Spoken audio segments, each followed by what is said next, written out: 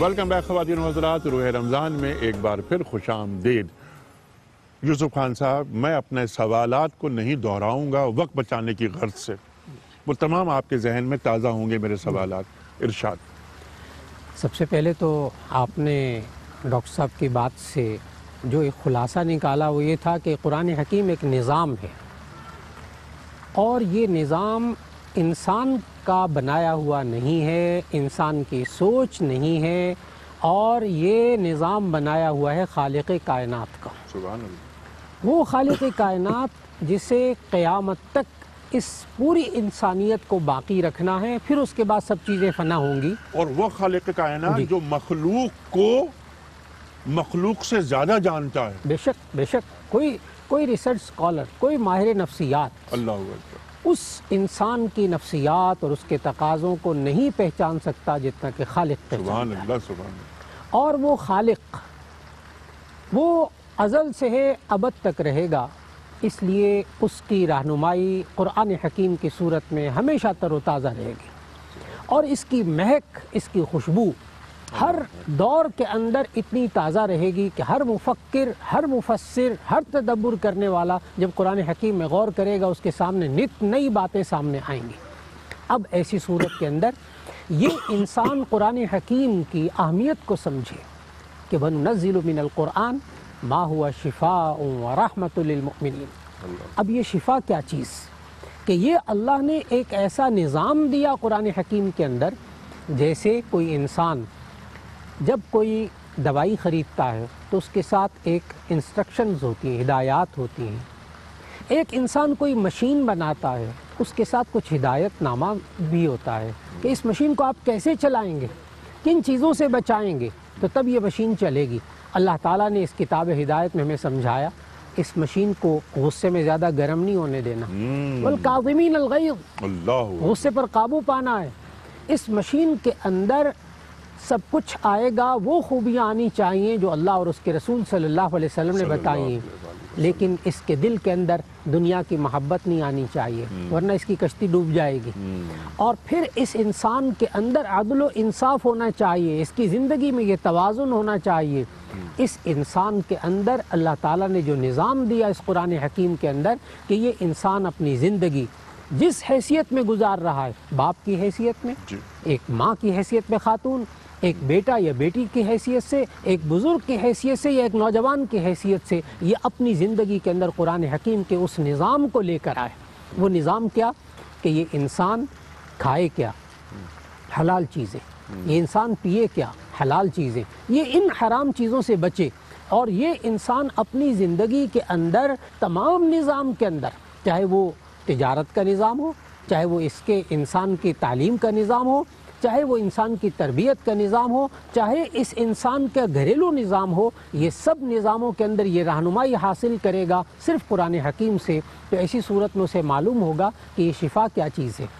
یہ شفا انسان کو ظاہری بیماریوں سے بھی بچاتی ہے، اور یہ قرآن حکیم شفا ہے، یہ انسان کو باطنی بیماریوں سے بھی بچا رہا۔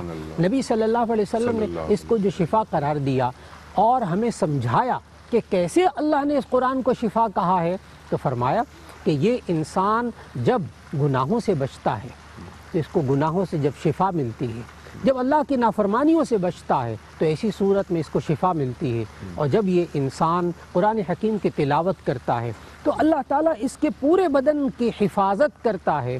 کس طرح؟ اس کے گھر کی حفاظت کرتا ہے کہ نبی صلی اللہ علیہ وسلم نے فرمایا کہ جس گھر کے اندر قرآن حکیم کی تلاوت ہوتی ہے، حفتہم الملائکہ وغشیتہم الرحمہ وانزلت علیہم السکینہ، جس گھر کے اندر قرآن حکیم کی تلاوت ہوتی ہے اس گھر کے اوپر فرشتے اس گھر کو گھیر لیتے ہیں، اس کو اللہ کی رحمت ڈھانپ لیتی ہے، انزلت علیہم السکینہ، ان پر سکون نازل ہوتا ہے۔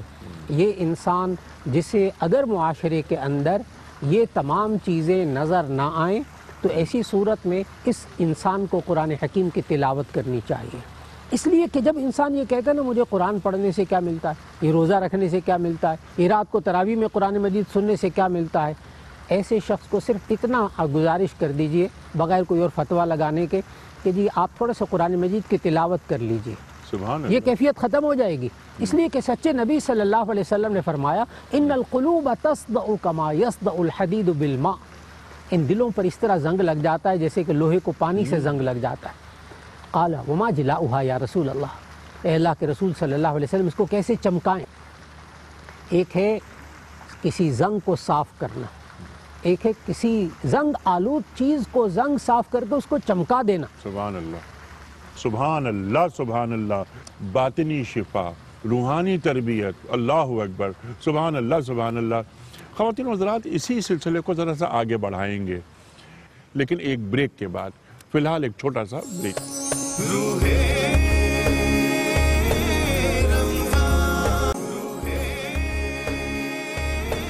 ویلکم بیک خواتین و حضرات، روح رمضان میں ایک بار پھر خوش آمدید۔ وقت ہے نعت رسول مقبول صلی اللہ علیہ وآلہ وسلم کی سماعت کا۔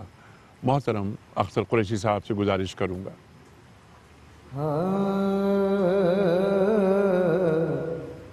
خواب ہی میں رخ پر نور دکھاتے جاتے، خواب ہی میں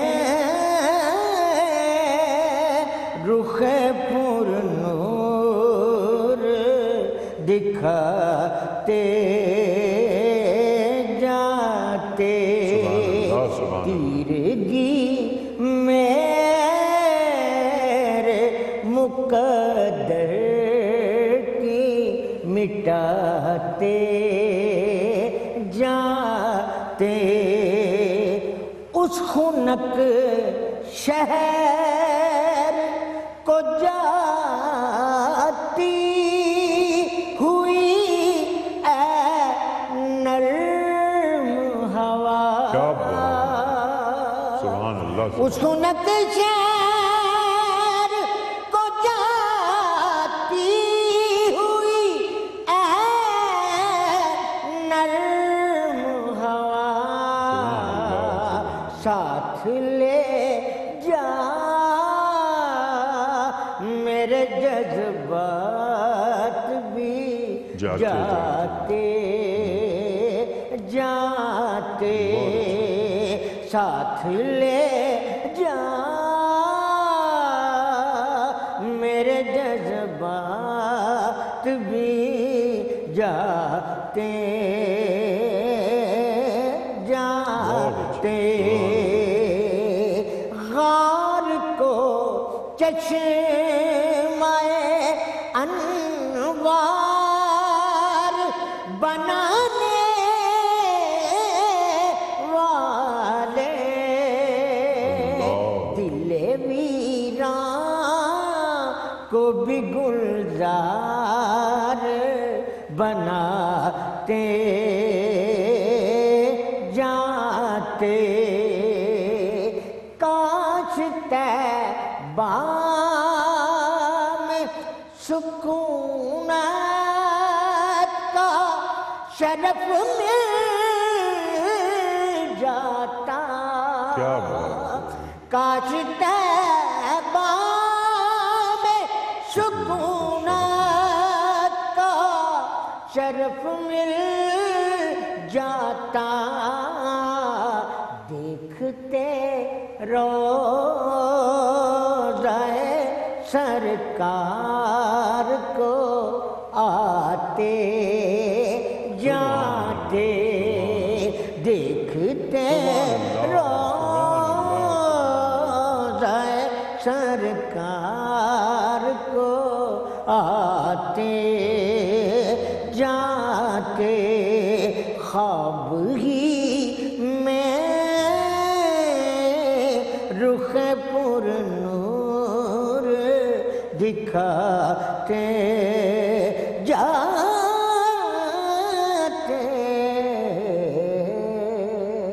سبحان اللہ، سبحان اللہ، سبحان اللہ، سبحان اللہ، اللہ اکبر، اللہ، کیا نعت، کیا انتخاب، سبحان اللہ، سبحان اللہ۔ ڈاکٹر صاحب، قرآن کریم کے بہت سارے حقوق ہیں، ایک حق یہ بھی ہے کہ تلاوت کی جائے، تلاوت کے ساتھ ساتھ جو اس کے معنی اور مفاہیم ہیں ان کو بھی سمجھا جائے، ان پر عمل کیا جائے۔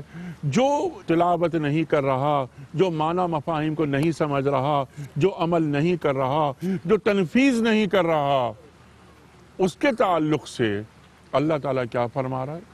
اس کے تعلق سے تو بڑی شدید بات اللہ تعالیٰ نے ارشاد فرمائی ہے۔ فرمایا ویل لکل افاک اثیم، بربادی ہے ایسے شخص کے لیے یسمع آیات اللہ، جو اللہ تعالیٰ کی آیات کو سنتا ہے، تتلا علیہ، اس کے سامنے پڑھی جا رہی ہیں، ثم یصر مستکبرا کأن لم یسمعها، اللہ پھر اس طرح تکبر کے ساتھ رخ پھیر لیتا ہے گویا کہ اس نے اس باتوں کو سنا ہی نہیں۔ اور دوسری جگہ فرمایا کأن فی اذنیہ وقرا، گویا کہ اس کے کان میں ڈانٹ ہے۔ فبشرہ بعذاب علیم، اسے دردناک عذاب کی خبر سنا دیجیے۔ انیک صاحب، قرآن کریم کے جن حقوق کا آپ نے تذکرہ کیا ہے، میں تو ناظرین سے یہ درخواست کروں گا اس پروگرام کے حوالے سے کہ خدا را قرآن کریم کو ختم کرنے کے چکر میں کہ میں نے 10 قرآن ختم کیے ہیں اس رمضان میں اور میں نے 15 قرآن ختم کیے ہیں اس رمضان میں، اس چکر میں نہ پڑھو۔ قرآن کریم کو پورے مہینے میں کم از کم 1 مرتبہ ہی سمجھ کر پڑھ لو۔ سبحان اللہ۔ قرآن کا سمجھ کر پڑھنا، قرآن ہم سے تقاضا کیا کرتا ہے؟ آج کے حالات کے تناظر میں، پاکستانی موجودہ حالات کے تناظر میں میں صرف ایک آیت کا انتخاب کرتا ہوں، خدا را اس آیت کو سمجھ کر پڑھ لیجئے، اور وہ کیا ہے؟ ذرا غور کیجئے۔ لا تجادل عن الذین یختانون انفسہم، مت جھگڑا کر اور وکیل بن ان لوگوں کی طرف سے جو خائن ہیں۔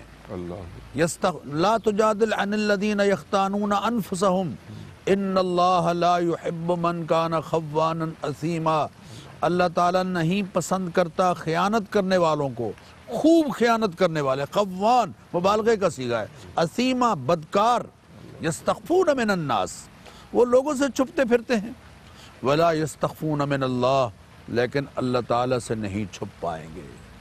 یستخفون من الناس ولا یستخفون من اللہ وہو معہم اذ یبیتون ما لا یرضی من القول، جب وہ راتوں کو اللہ کے ناپسندیدہ باتیں چھپ چھپ کر رہے ہوتے ہیں، اللہ تعالیٰ ان کے ساتھ ہوتا ہے۔ اور اگلا جملہ، صرف ایک یہ جملہ اگر ہم اپنے پلے باندھ لیں تو یقین کیجئے ہماری دنیا اور آخرت سنور سکتی ہے، اور وہ ہے ان اللہ بما یعملون محیطا، جو کچھ یہ کر رہے ہیں اللہ اس کا احاطہ کیے ہوئے ہے، اللہ اس کو محفوظ کر رہا ہے، اللہ اس کا ریکارڈ بنا رہا ہے، تیار کر رہا ہے۔ ھذا کتابنا ینطق علیکم بالحق، یہ کتاب ہے، دستاویز ہماری تیار کی ہوئی جس کے حقائق تمہارے سامنے بول رہے ہیں۔ انا کننا نستنسخ ما کنتم تعملون، جو کچھ تم کر رہے تھے ہم اس کو لکھتے چلے جا رہے تھے۔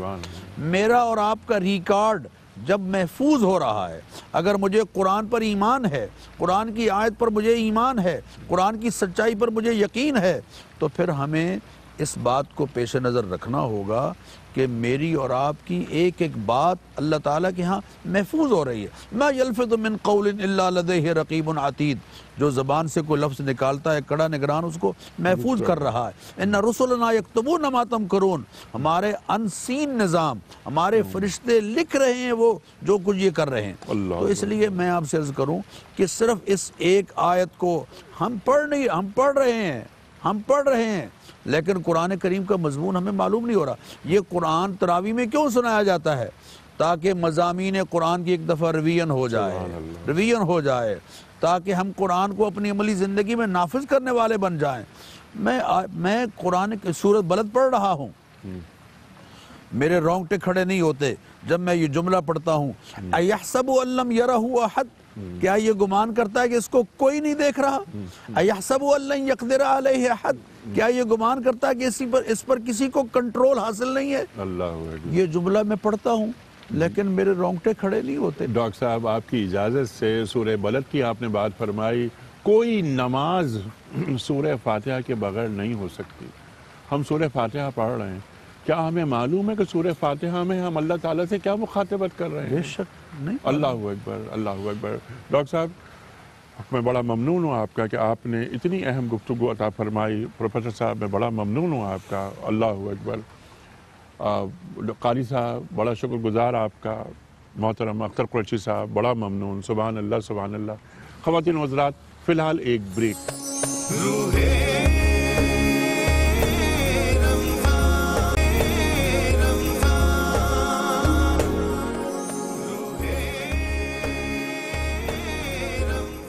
ویلکم بیک خواتین و حضرات. روح رمضان میں ایک بار پھر خوش آمدید.